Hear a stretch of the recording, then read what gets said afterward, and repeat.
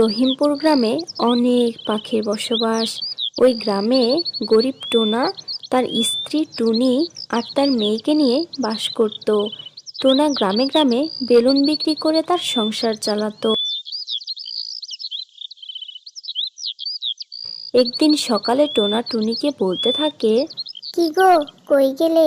খাবার থাকলে আমাকে দাও, আমার গ্রামে যেতে দেরি হয়ে যাচ্ছে তো। গ্রামে এখন অনেক খেলনা বিক্রেতা, এত এত খেলনা বিক্রেতা চারপাশে, তার মধ্যে যদি দেরি হয় তাহলে তো আমি কোনো খেলনাই বিক্রি করতে পারবো না।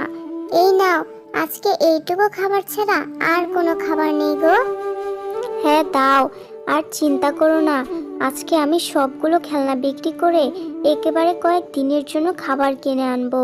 টোনা, বর্ষাকাল এসেছে, ঘরটা যে মেরামত করতে হবে, সে কথা কি তুমি ভুলে গেছো? হ্যাঁ। না না, আমি কিচ্ছু ভুলিনি, সময় এলে সব ঠিক হয়ে যাবে, এত চিন্তা করো না তো। মুখ দিয়ে সব বললেই কি ঠিক হয়ে যাবে টোনা? ঘর মেরামত করতে অনেক টাকার দরকার, আর ঘরে তো কোনো টাকাই নেই। তাহলে এত টাকা তুমি পাবে কোথায় বলো তো? মোড়ল যজ্ঞ কাকার কাছে ধার চাইলেই দিয়ে দিবে, বুঝতে পেরেছো? এমন সময় ওখানে টুকি আসে আর বলে, বাবা, টাকা ধার দিবে অন্যকে? না না বাবা, টাকা অন্যকে ধার দিও না, আর তার থেকে আমার জন্য মাংস নিয়ে এসো, কতদিন ধরে মাংস খাই না। না না মা, তোর বাবার কাছে তো কোনো টাকা নেই, তাহলে কি করে মাংস নিয়ে আসবে বল শোনা? আহা টুনি, তুমি কি সব বলছো? ও যখন খেতে চেয়েছে তখন আমি মাংস নিয়ে আসব। এখন যাই যাই, আমার আবার দেরি হয়ে যাচ্ছে, আজকে আবার অন্য জায়গায় যেতে হবে। অন্য জায়গায় মানে কোথায় শুনি? শহরের রাস্তায় অনেক পাখির ভিড় থাকে, আমি ওখানেই যাব। শহরের রাস্তায় অনেক পাখির ভিড় থাকার সাথে সাথে অনেক গাড়িও থাকে, সাবধানে পার হতে হবে কিন্তু টোনা। এরপর টোনা বেলুন নিয়ে বেরিয়ে পড়ে।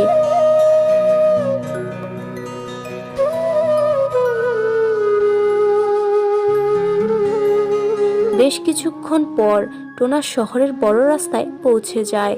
টোনা রাস্তার এপাশ ওপাশ বেলুন বিক্রি করতে থাকে। বাহ, আজকে অনেক বেলুন বিক্রি হয়েছে, যাই রাস্তার ওপাশে গিয়ে এই কয়টাও বিক্রি করে আসি। এই বলে টোনা যেই না রাস্তার ওপাশে যেতে ধরে তখনই একটা গাড়ি এসে ধাক্কা মারে, আর টোনা সাথে সাথেই ওখানে মারা যায়। তারপর টোনাকে কয়েকটি পাখি মিলে বাড়িতে নিয়ে আসে। মৃত টোনাকে দেখে টুনি ও টুকি কাঁদতে থাকে। ওগো, তোমার কি হয়ে গেল? এবার তোমাকে ছাড়া আমরা কি করে থাকবো? বাবা, তুমি না আমার জন্য মাংস আনতে চেয়েছিলে, তাহলে তুমি ওঠো না বাবা। এভাবেই তাদের 2 দিন কেটে যায়।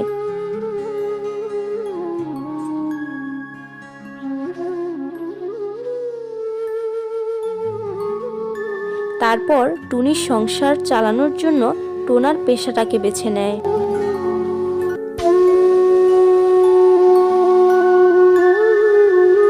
হঠাৎ তাদের গ্রামে একদিন অনেক বৃষ্টি শুরু হয়।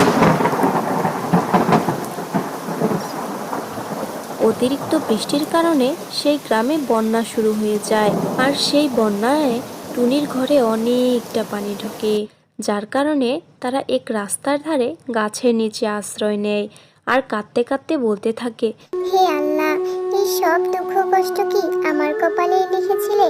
কিছুদিন আগে স্বামীকেও হারালাম, এখন ঘর হারিয়ে রাস্তায় বসে আছি, এর থেকে ভালো তুমি আমাকেই তুলে নাও, আমি আর সহ্য করতে পারছি না। তারপর টুনির কান্না শুনে সেখানে একটা পরী আসে।